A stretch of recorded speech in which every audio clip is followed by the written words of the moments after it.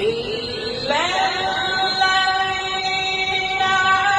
آمنوا وعملوا الصالحات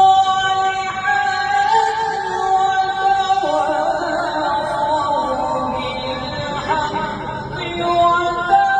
وتواصوا بالصبر إلا الذين آمنوا وعملوا الصالحات وتواصوا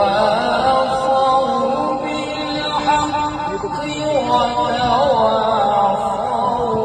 بالصبر.